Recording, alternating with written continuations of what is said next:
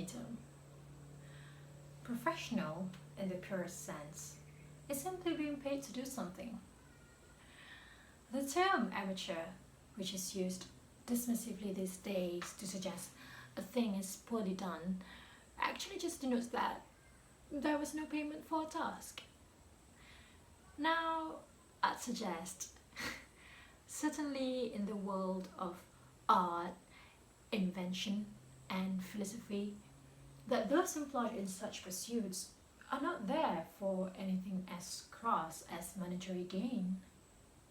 And in fact, the placing of a financial figure against their work actually cheapens it. Money can cut the heart out of pleasure.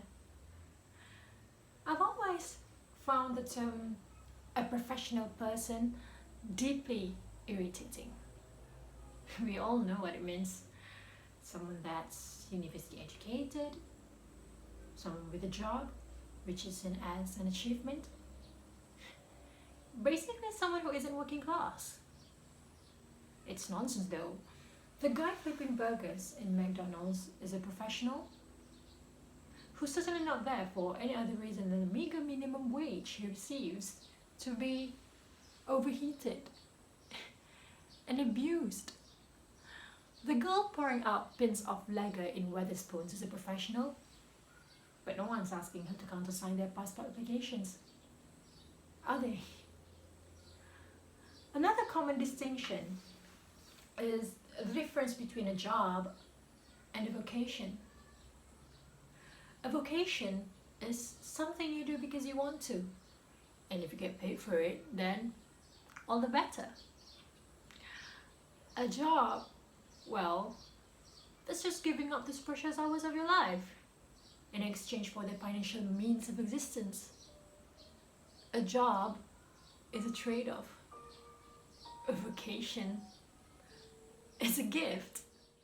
For me, my work is a vocation. It's what I love to do. Really, as far as I can see, it's what I always wanted to do.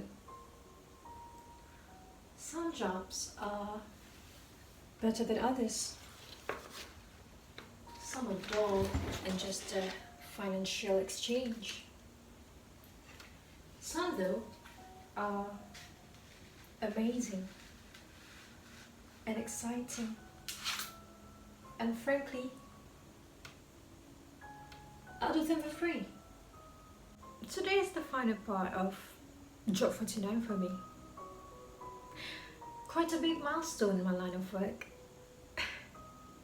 Now, if you were a graphic designer, or a gardener, or a hairdresser, then 50 jobs wouldn't seem a lot, much less than a year's work. But what I do is more like writing a novel or painting a portrait. It takes time. The planning must be perfect and the execution exact. The stakes in what I do are about as high as it's possible for something to be. And if one thing goes wrong, then it's game over. Forever. In fact, 99.99% of what I do is preparation. The actual act itself is almost instantaneous for the sake of everyone involved. I think the full Leon had it best understood. The quiet diligence of it all.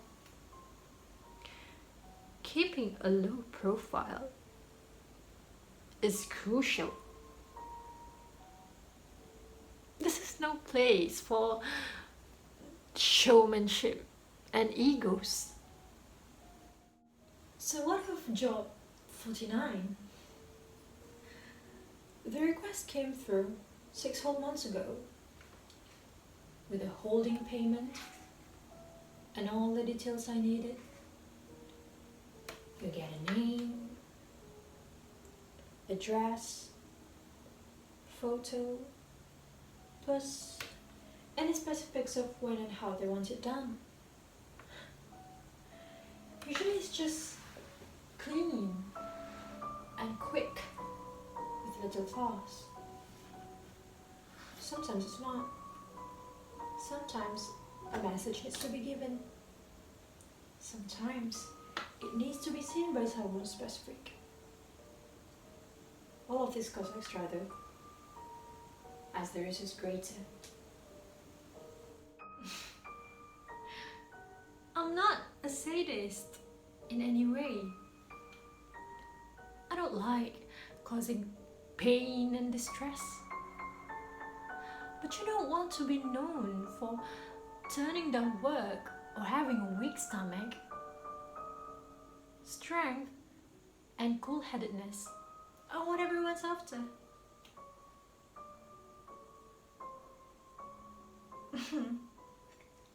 But job 28 was a special one. The person, a man in this case, must have done something that had really upset the client. The instructions were very detailed, like something I give to a child to make sure they did a task exactly right. There was no emotion in the instructions. Oh, but they were clearly emotionally driven. It was slow and messy and loud, even with gaffer tapes and cable ties. Usually I aim for the subject to either not see me at all or only for a split second.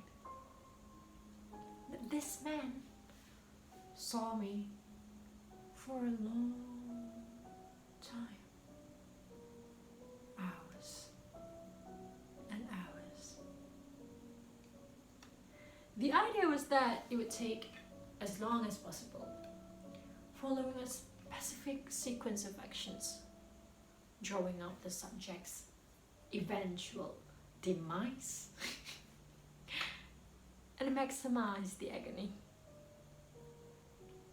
Doing something like that takes a lot of energy, a lot of stamina. It also starts to mess with your head. It's been suggested by a whole host of respected academics and psychologists that those who historically worked in the corporal and capital punishment sectors would have been found to have serious mental issues if examined by modern doctors. Hangmen, headsmen, disembowelers. I can see why. It's one thing pulling a trigger or slitting a throat. It's quite another when you're elbow deep in a still living person, extracting vital organs as they scream and writhe around.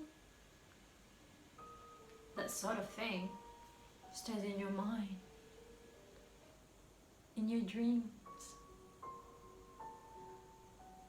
I like to think I'm fairly sane. Clearly, there's something wrong with me to even consider doing this for a living. But I'm not convinced that it's full-scale psychosis. Well, I'm calculated and cold, but so are people.